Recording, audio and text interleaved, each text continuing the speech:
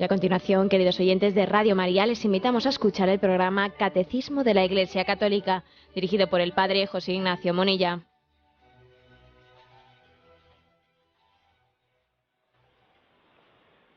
Un cordial saludo a todos los oyentes de Radio María. Un día más, con la gracia del Señor, proseguimos el comentario del Catecismo de nuestra Madre la Iglesia. Estamos ya en las fases finales de la explicación del credo. Habíamos comenzado el apartado de la explicación de lo que es morir en Cristo Jesús. Lo habíamos dejado sin terminar y proseguimos a partir del punto 1008. 1008 está explicando el sentido de la muerte y aquí se nos afirma, vamos a comenzar a leerlo, que la muerte es consecuencia del pecado. Intérprete auténtico de las afirmaciones de la Sagrada Escritura y de la tradición, el magisterio de la Iglesia enseña que la muerte entró en el mundo a causa del pecado del hombre.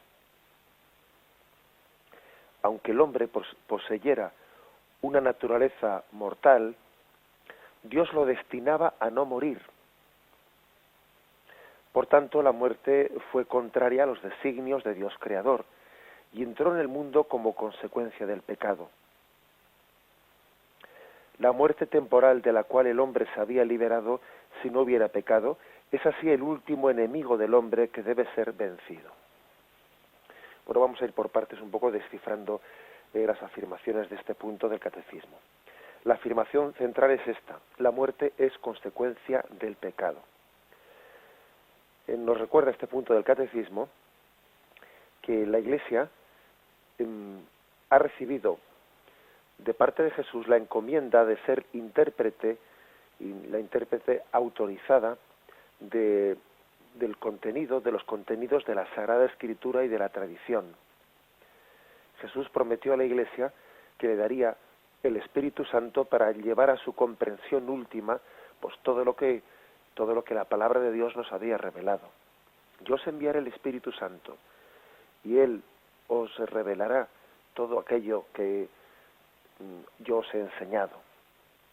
Por lo tanto, la Iglesia está realizando, ¿no?, la encomienda, está cumpliendo con la encomienda que Jesús le hizo cuando interpreta autorizadamente pues los contenidos de la Sagrada Escritura. Cuando hace una lectura de la Sagrada Escritura a la luz de la tradición. En la misma tradición, pues la Iglesia se apoya para interpretar la palabra de Dios en aquellos aspectos que pueden ser más oscuros, que igual cuesta más interpretarlos. Aquí tenemos uno. Se afirma claramente, además es que no es una cuestión teológicamente opinable dentro de la Iglesia Católica, sino que forma parte, digamos, de una afirmación. Está afirmado en el Concilio de Trento, como materia de fe, que la muerte entró como consecuencia del pecado original. Aquí se nos cita un punto, que es el punto 1511, del Detzinger, que es el libro que recoge las afirmaciones dogmáticas de la Iglesia.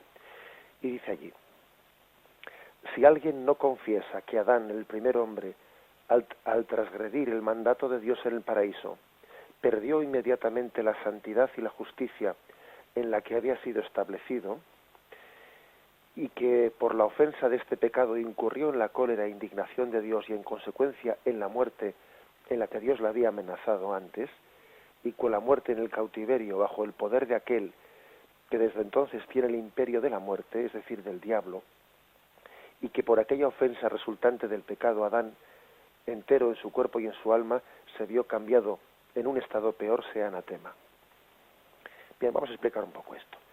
Lo que la fe católica afirma es que Dios, en el estado que llamamos el estado del paraíso, había constituido al hombre en un estado de santidad y de justicia.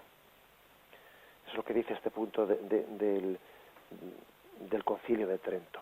El hombre, Adán y Eva, estaban constituidos en un estado especial de santidad y de justicia. Tenían unos dones especiales que les protegían.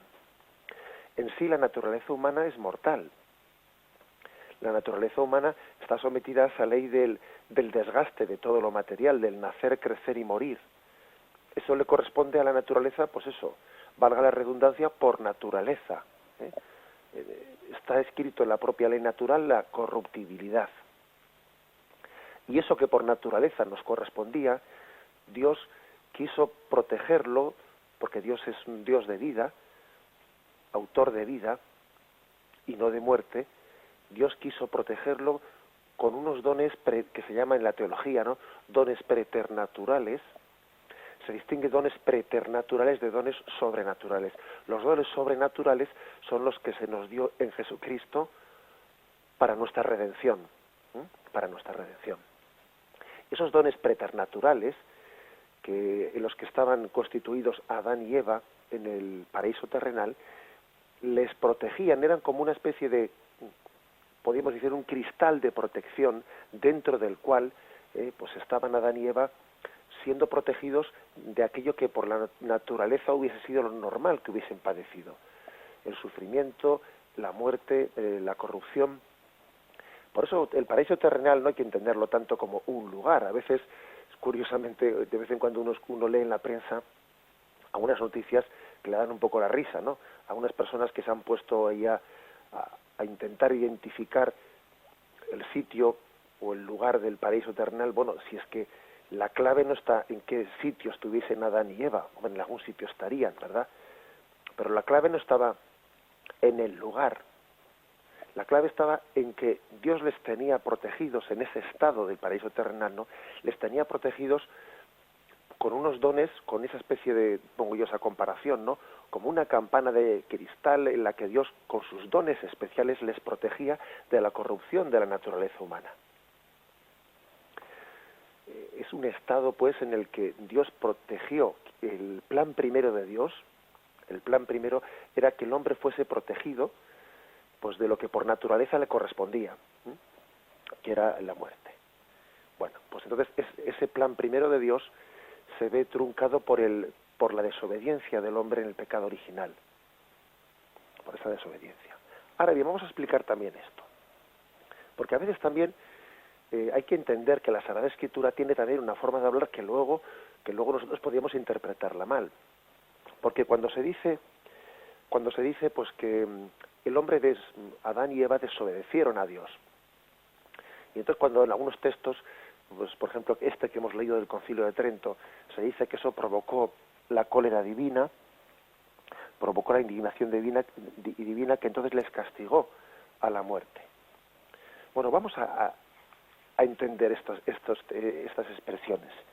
Cuando hablamos de la cólera divina de Dios que les castiga a la muerte, es también una forma de hablar, que hay que entenderlo.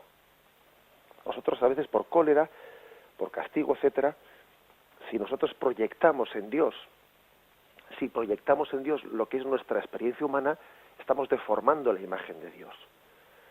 Porque nosotros por cólera y por castigo, etcétera, lo que solemos entender es una especie de reacción de cólera, reacción de ira, reacción de venganza, es decir, casi unas imperfecciones, que no perfecciones, no fruto de la santidad, sino una especie de, imágenes, o sea, signos de nuestro pecado personal que no podemos proyectar en Dios.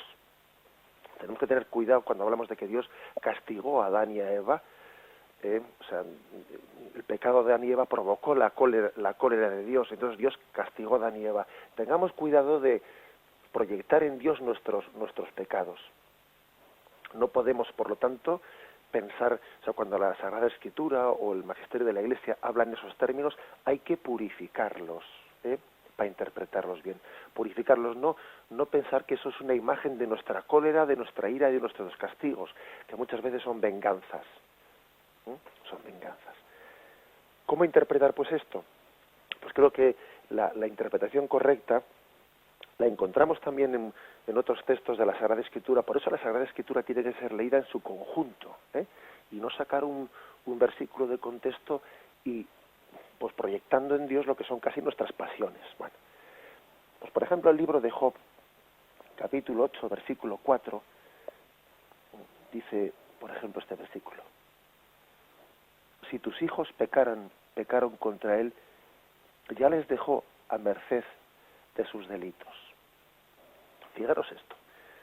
Es decir, que hay varios textos de la Sagrada Escritura en los que se habla del castigo de Dios en estos términos.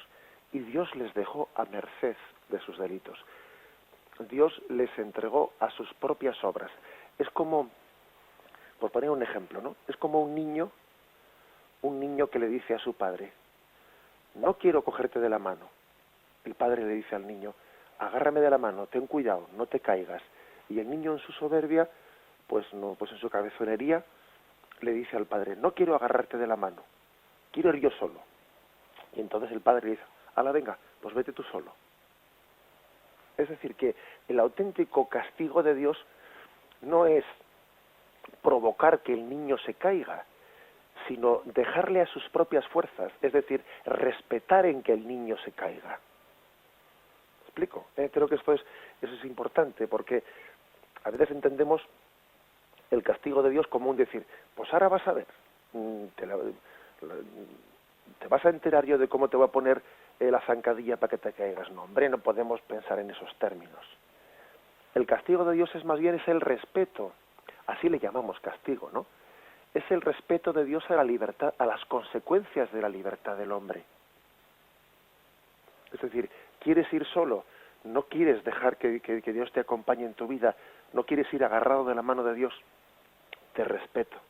Con dolor del corazón, el Padre respeta al Hijo. Con dolor del corazón, Dios también respeta al hombre que se emperra, ¿no?, en utilizar la libertad por su cuenta.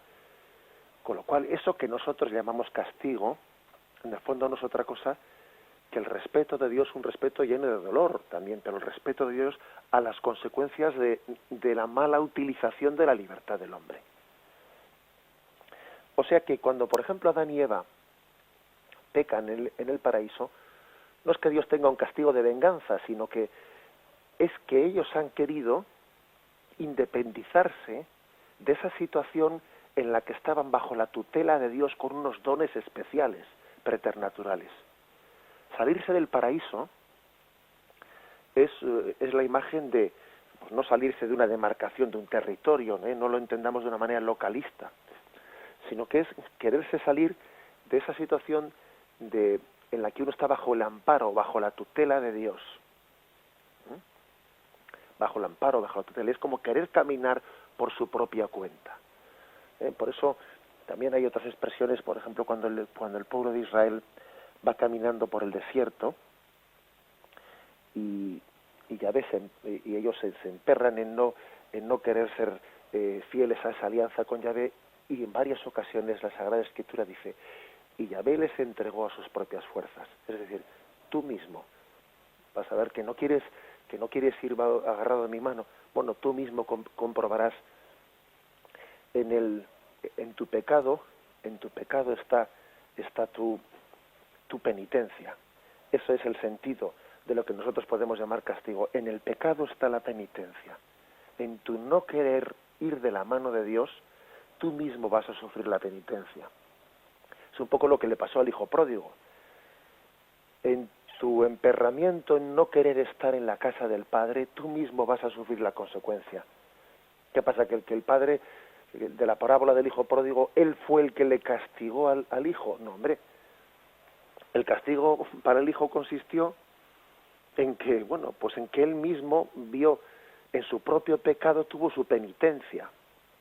Así también Adán y Eva, ¿no? Su propio pecado tiene su penitencia. ¿No quieren estar con Dios? Bueno, pues ahí tienen ellos mismos, ¿no? Aquí tenemos nosotros mismos las consecuencias de ello. Y eso le pasó al hijo pródigo, que luego la Sagrada Escritura y el Magisterio habla en esos términos también de castigo de Dios. Bueno, pues de acuerdo, ese término se puede entender bien. ¿Por qué digo que se puede entender? Pues por ejemplo, nosotros cuando decimos, tenemos ocasión de hablar despacio, cuando decimos que la condenación eterna, la posibilidad del infierno es la autoexclusión del hombre, o sea, el hombre se autoexcluye, él mismo rechaza, ¿no?, el amor de Dios.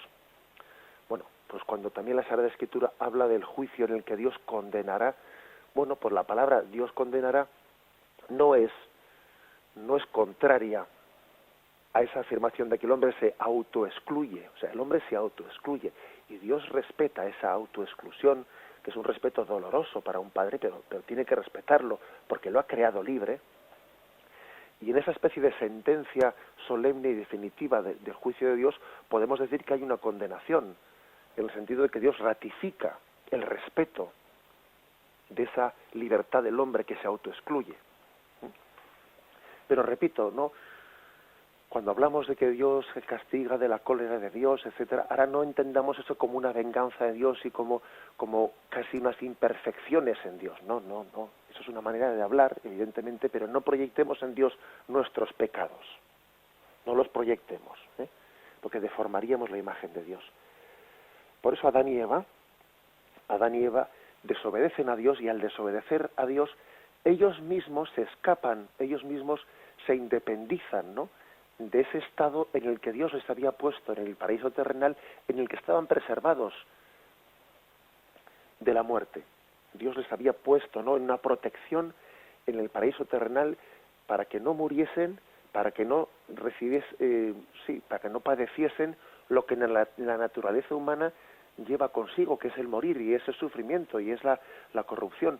Bien, pues Adán y Eva en su soberbia, en ese dejarse engañar, ¿no?, por Satanás, que les dice seréis como dioses, se rebelan frente a Dios, y Dios entonces respeta las consecuencias de esa rebelión, que es también el padecer lo que por naturaleza les corresponde. Bien, vamos a meditar esto y seguimos enseguida.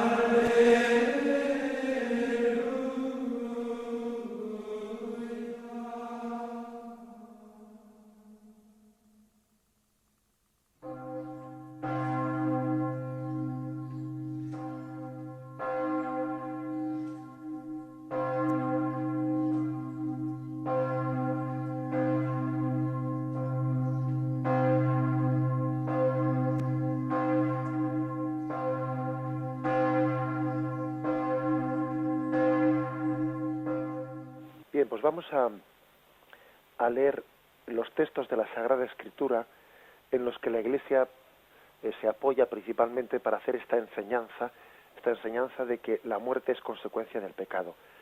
En este punto del Catecismo se citan distintos textos que son los siguientes. Génesis 2:17. Y Dios impuso al hombre este mandamiento: de cualquier árbol del jardín puedes comer, mas del árbol de la ciencia del bien y del mal no comerás, porque el día que comieras de él morirás sin remedio. Mas del árbol de la ciencia del bien y del mal. Por cierto, que curiosamente aquí siempre en la tradición nuestra hablamos del manzano, que si la manzana por arriba y la manzana por abajo. El caso es que uno lee la Sagrada Escritura y no aparece la manzana por ningún lado. Aquí de lo que se habla es del árbol de la ciencia del bien y del mal. ¿De dónde ha salido eso de la manzana? Bueno, pues parece ser que es una cosa que apareció, que un autor hizo un comentario en el siglo XII, pero durante 1200 años aquí nunca se habló de manzanas, ¿no? Sino que bueno, pues la Sagrada Escritura habla del árbol de la ciencia del bien y del mal, que como veis, ¿no?, pues sugiere un pecado de pretender meternos en la mente de Dios, porque también cuando se ha hablado luego de no comer de esa manzana, ¿no?, pues eso hace que el pecado original sea descrito de una manera mucho más infantil. Pues vaya capricho, pues de esta manzana no, de la otra manzana sí. O sea que a veces también el hecho de que hayamos deformado la Sagrada Escritura con algunas descripciones que son ajenas a ella, hace más incomprensible el tema del pecado original. Habla pues del árbol de la ciencia del bien y del mal. El árbol de la ciencia del bien y del mal. Es decir, que hay un misterio, el misterio de que la soberbia del hombre pretende entrar en la mente de Dios en decidir él qué es lo bueno y qué es lo malo. Comer del árbol de la ciencia del bien y del mal es pretender constituirse en Dios y decidir uno cuál es el fundamento del bien y del mal, qué es lo bueno y qué es lo malo. Es entrar en un dinamismo de soberbia en el que el hombre dice: a mí nadie me va a decir qué es bueno y qué es malo, yo soy el que decido el bien y el mal. Como vemos, esto es mucho más serio que comer una manzana, ¿eh? Porque claro, a veces hemos deformado a la Sagrada Escritura pues proyectando también imágenes un tanto infantiles. Mas del árbol de la ciencia del bien y del mal no comerás, porque el día en que comieres de él morirás sin remedio. Fijaros que es aquí lo que nos interesa en este momento, como Yahvé había anunciado a Adán y Eva que aquel que cuando el hombre hiciese una opción soberbia de no ser obediente en la obediencia del bien y del mal, sino cuando uno pretende constituirse, ¿no?, en Dios, en una especie de cometido que no le corresponde, que es él, de alguna manera, ser el que decida el bien y el mal, ¿no? Él ser la fuente del bien y el mal, ¿no? Bueno, pues cuando el hombre se constituye en eso, él mismo está rompiendo esa tutela en la que Dios le protegía, en la que Dios le preservaba de la muerte. Porque lo que no puede ser es que uno esté tocando las campanas y esté en la procesión. Lo que no puede ser es que esté protegido por Dios como criatura y al mismo tiempo quiera ser como Dios. No, porque es que las dos cosas a la vez no pueden ser. Es el pecado de soberbia el que rompe esa tutela en la que Dios le protegía al hombre en el paraíso terrenal. Otro texto, Génesis 3:3. Respondió la mujer a la serpiente: podemos comer del fruto de los árboles del jardín, mas del fruto del árbol que está en medio del jardín, ha dicho Dios: no comáis de él, ni lo toquéis, so pena de muerte. Replicó la serpiente a la mujer: de ningún modo, de ninguna manera moriréis. Es que sabe Dios muy bien que el día en que comiereis de él, se os abrirán los ojos y seréis como dioses, conocedores del bien y del mal. Es otro texto todavía el que remarca más lo anterior. Satanás tienta a Adán y a Eva de que conocer, o sea, comer de ese árbol de la ciencia del bien y del mal, les va a dar la capacidad de ser como dioses. Yahvé, sin embargo, le recuerda que no hay más que un Dios. Y jugar a ser dioses, que eso es lo que hicieron Adán y Eva, ¿no? Jugar a ser dioses, cuando ellos pretenden decidir el bien y el mal, ¿no? Pues comiendo de ese árbol, jugar a ser dioses, hace que uno mismo esté rechazando la mano de Dios que le tutela como criatura. Otro texto que se nos ofrece, Génesis 3:19. A la mujer le dijo: tantas haré tus fatigas cuantos sean tus embarazos, con dolor parirás los hijos, hacia tu marido irá tu apetencia y él te dominará. Al hombre le dijo: por haber escuchado la voz de tu mujer y comido del árbol del que yo te había prohibido comer, maldito sea el suelo por tu causa, con fatiga sacarás de él el aliento todos los días de tu vida. Espinas y abrojos te producirá, y comerás la hierba del campo. Con el sudor de tu rostro comerás el pan, hasta que vuelvas al suelo, pues de él fuiste tomado, porque eres polvo, y al polvo tornarás. O sea que vemos también que en esa especie de sentencia que está haciendo Yahvé después del pecado original, en esa sentencia se está viendo cuáles van a ser las consecuencias del pecado original en el hombre, ¿no? En ese parirás con dolor, comerás el pan con el sudor de tu frente, y finalmente dice: hasta que vuelvas al suelo, pues de él fuiste tomado, porque eres polvo y al polvo tornarás. Justamente las palabras que se nos dicen cuando se nos impone la ceniza en la frente o en la cabeza el día del miércoles de ceniza. Eres polvo y al polvo tornarás. Fuiste formado del polvo de la tierra y al polvo volverás. Otro texto también en el que se ve con claridad pues cómo la muerte ha sido introducida como consecuencia del pecado. Sabiduría 1:13. Que no fue Dios quien hizo la muerte, ni se recrea en la destrucción de los vivientes. Él todo lo creó para que subsistiera. Ojo, Dios no se recrea en la destrucción de los vivientes. es un dolor para Dios. A Dios le duele la muerte, porque Él es un Dios de vida. Su plan era que el hombre viviese para siempre, y Él incluso salvó pues el obstáculo de que la propia naturaleza se corrompe, lo salvó con unos dones especiales de santidad y justicia, unos dones preternaturales en los que Él protegía al hombre. Y de Dios no ha venido la muerte, ha venido de la soberbia del hombre que se ha querido autoexcluir de esa protección especial de Dios. Romanos 5:12. Por tanto, como por un solo hombre entró el pecado en el mundo, y por el pecado la muerte, así la muerte alcanzó a todos los hombres, por cuantos todos pecaron. Aquí se vuelve a decir, por un hombre entró el pecado en el mundo, y por el pecado la muerte. La muerte nos alcanzó a todos porque todos pecamos en Adán. Todos pecamos en Adán porque, en primer lugar, existe pues una comunión entre todos los hombres, ¿no? Una comunión de todos aquellos que participamos de la naturaleza humana.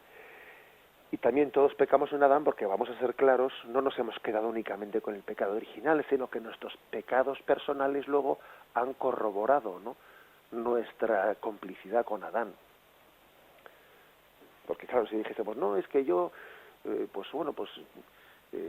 me siento como, no sé por qué yo también he tenido que ser solidario con Adán, porque yo he recibido por la naturaleza humana el pecado original, pero luego yo soy un santo, ¿no? No, es que con nuestros pecados personales hemos corroborado que todos somos uno en Adán. Romanos 6:23. Pues el salario del pecado es la muerte, pero el don gratuito de Dios, la vida eterna en Cristo Jesús, Señor nuestro. El salario del pecado es la muerte en el sentido, pues, que hemos dicho, ¿no?, de que en el pecado está la pena. En el pecado está la pena. En tu pecado está la pena. Que se lo digan al hijo pródigo, a ver si en el pecado está la pena o no. El salario del pecado es la muerte, porque es la rebelión de quien se escapa de esa protección de Dios. Pero el don gratuito de Dios es la vida eterna que se nos da en Cristo Jesús. Y el último de los textos que se nos ofrece es Sabiduría 2, 23, 24. Porque Dios creó al hombre para la incorruptibilidad. Le hizo imagen de su misma naturaleza. Mas por envidia del diablo entró la muerte en el mundo, y la experimentan los que le pertenecen. ¿Ves que hay, por lo tanto, textos muy claros que afirman esto? La Iglesia, cuando afirma una verdad de fe, pues lógicamente ha estudiado en profundidad la Sagrada Escritura, la ha estudiado, la ha escrutado, la ha leído a la luz de la tradición y ha sacado sus conclusiones.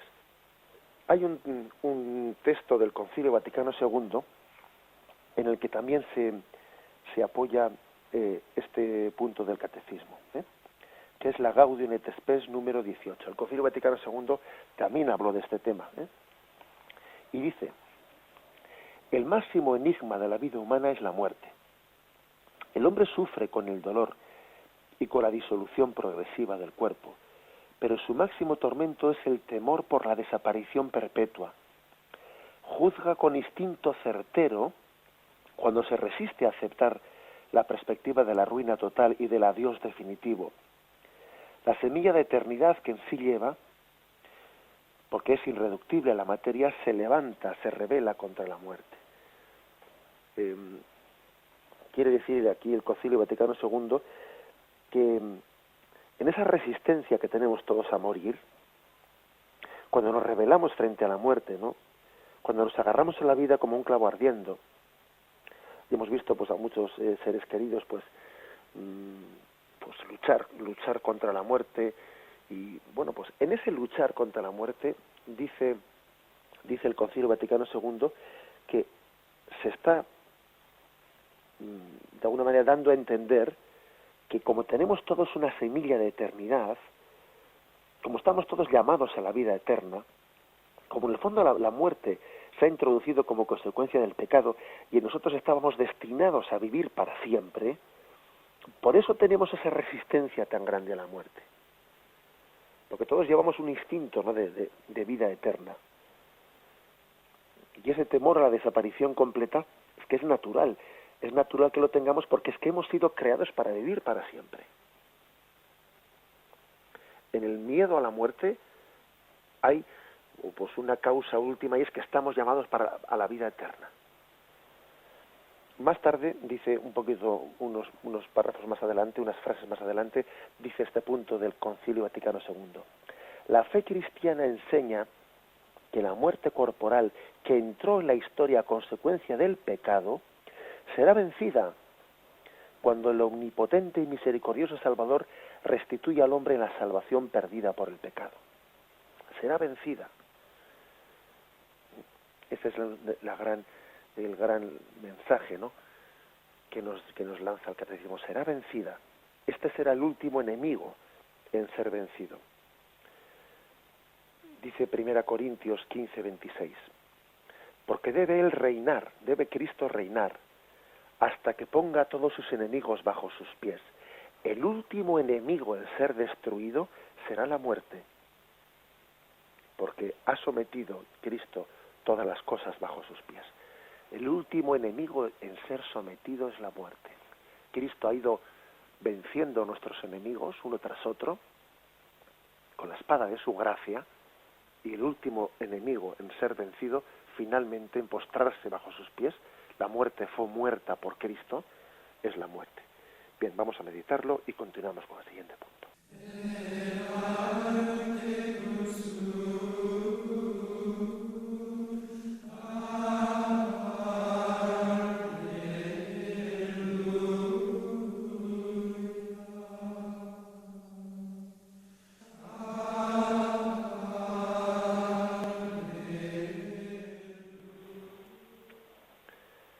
El punto 1009 dice así: la muerte fue transformada por Cristo.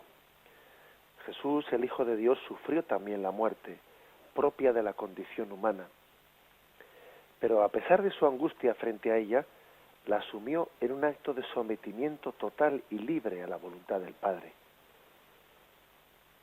La obediencia de Jesús transformó la maldición de la muerte en bendición. Bien, la muerte es transformada por Cristo. El gran misterio es que la muerte que se había introducido en el mundo, en la naturaleza humana, como consecuencia del pecado, es asumida por Cristo, que no tuvo pecado. Este es el acto de obediencia consciente y libre de Jesucristo. Siendo de condición divina, no hizo alarde de su categoría de Dios, sino que tomó nuestra condición de esclavos. O sea, quien no tuvo pecado asume las consecuencias del pecado. Cargó sobre sí las consecuencias del pecado para que, como dice aquí, para transformar la maldición de la muerte en bendición. Si nosotros hubiésemos, pues cualquiera de nosotros muriendo no puede cambiar el sentido ese de maldición de la muerte. Únicamente el justo, el santo, el que no, precisamente aquel en el que la muerte no le correspondía a él, ¿no?, pues al asumir en la muerte cambia su designio. Bien, pero no olvidemos de que eso no tiene lugar sin una lucha interna, pues dramática en Jesucristo. Porque él dijo sí a la voluntad del Padre, no solo con una voluntad divina, también le dijo con una voluntad humana. Y también fue la voluntad humana de Jesucristo la que tuvo que aceptar en una aceptación dramática, ¿no?, pues lo que es el momento de la muerte. Aquí se nos recuerdan unos cuantos textos en este punto del catecismo, pues el principal es de Getsemaní, ¿no? Marcos 14:33, toma consigo a Pedro, Santiago y Juan y comenzó a sentir pavor y angustia. Y le dice: mi alma está triste hasta el punto de morir, quedaos aquí y velad. Es decir, que en Jesús hay una resistencia, ¿no?, una resistencia al morir. O sea, su voluntad humana se resiste a morir. Porque también Jesús tenía, como verdadero hombre, tenía un instinto de supervivencia. Jesús no era un suicida, en absoluto. Jesús se agarraba a ese instinto de supervivencia, ¿no? Y entre los motivos que le provocaban esa angustia en Getsemaní, pues bien, hay motivos de índole pues sobrenatural y espiritual, como es el peso de nuestros pecados en Jesús, etcétera, como siempre hemos afirmado en la tradición, ¿no? De acuerdo, pero no nos olvidemos también de un motivo natural, ¿eh? Ojo, no nos olvidemos del motivo natural, que el motivo natural es que a Jesús se resiste a morir, porque también Jesús en su naturaleza humana tiene ese instinto de supervivencia. Y la tristeza de Jesús está también provocada por esa por la lucha entre la obediencia a Dios y también pues lo que en su naturaleza humana está percibiendo como un resistirse a aquello que sea pues dejar la vida. Hebreos 5, versículo del 7 al 8, dice: el cual, habiendo ofrecido en los días de su vida mortal ruegos y súplicas, con poderoso clamor y lágrimas, al que podía salvarle de la muerte, fue escuchado por su actitud reverente, y aun siendo hijo, con lo que padeció, experimentó la obediencia. O sea que Jesús, dice la carta a los Hebreos, en sus días de su vida mortal, dirigió ruegos y súplicas, con poderoso clamor y lágrimas. O sea, que nos demos cuenta a qué precio hemos sido redimidos, que nos demos cuenta que Jesús ha sudado sangre, que Jesús ha derramado lágrimas, ¿no? En esa lucha interna, pues de la aceptación de la muerte. Y luego también, esto creo que es muy importante, el que nosotros nos sintamos acompañados por Jesús en esa lucha que tenemos de aceptación de nuestra condición mortal.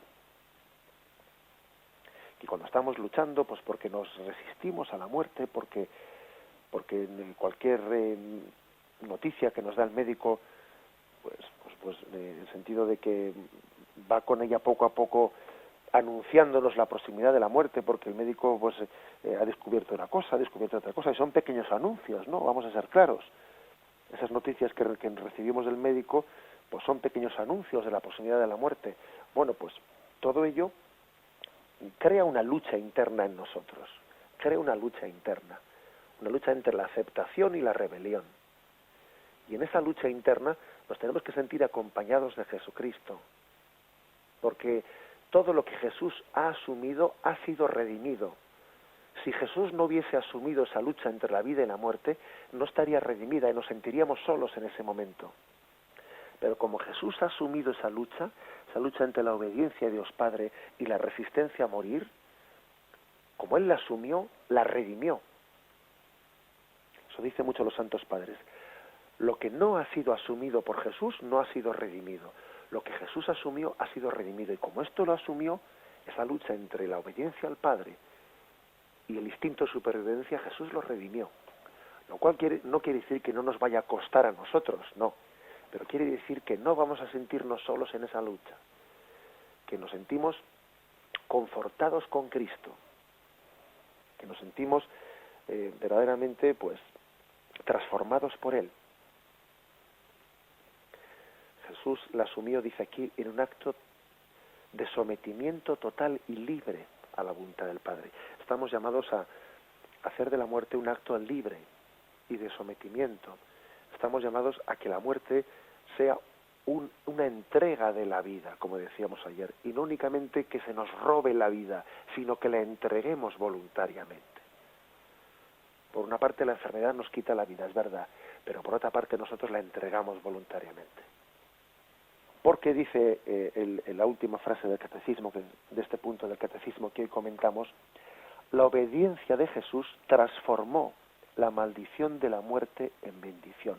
Esta es la clave, que Jesús, al ser obediente a la voluntad del Padre, de lo que era una maldición hizo una bendición. Y aquí se nos remite a Romanos 5, versículos 19 al 21. En efecto, así como por la desobediencia de un solo hombre todos fueron constituidos pecadores, así también por la obediencia de uno solo todos serán constituidos justos. La ley en verdad intervino para que abundara el delito, pero donde abundó el pecado, sobreabundó la gracia. Así, lo mismo que por el que el pecado reinó en la muerte, así también reinaría la gracia en virtud de la justicia para vida eterna por Cristo Jesús, Señor nuestro.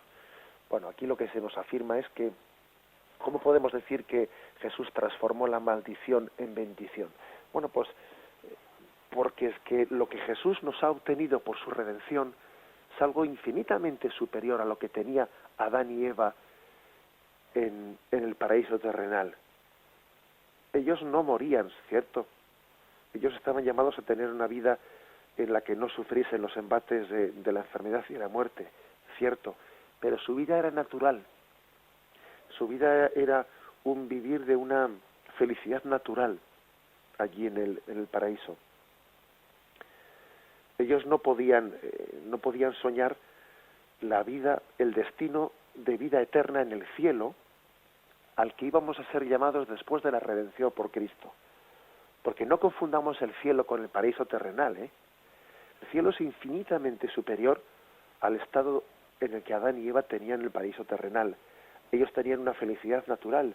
Nosotros estamos llamados a una felicidad sobrenatural, en la intimidad de la Santísima Trinidad, en el cielo. El cielo es compartir, ¿eh?, la intimidad de la Santísima Trinidad. El cielo no es una felicidad natural, de quien aunque esté preservado de los males de naturaleza, en el fondo su felicidad pues es natural. Él no puede gozar de la visión de Dios cara a cara. Por lo tanto, dice la Sagrada Escritura, ¿no? Mejor dicho, la Sagrada Liturgia, donde abundó el pecado, sobreabundó la gracia, feliz pecado que mereció tal Redentor. Hemos sido, después de la redención por Cristo, hemos sido elevados a un destino, a una esperanza infinitamente superior a la que podían tener Adán y Eva. Por eso dice este texto de Romanos 5, 19, 21, ¿no? Dice que Cristo transformó la maldición de la muerte en bendición. Lo que era una mala noticia, Cristo en su redención lo ha convertido en una buena noticia.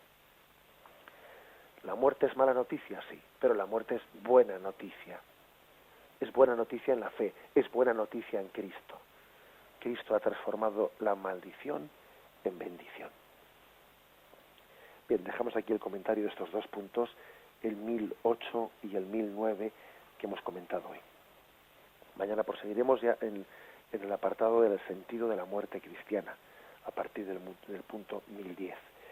Dejamos aquí el comentario del catecismo de nuestra Madre Iglesia. Lo dejamos aquí y me despido con la bendición de Dios Todopoderoso. Padre, Hijo y Espíritu Santo, descienda sobre vosotros. Alabado sea Jesucristo.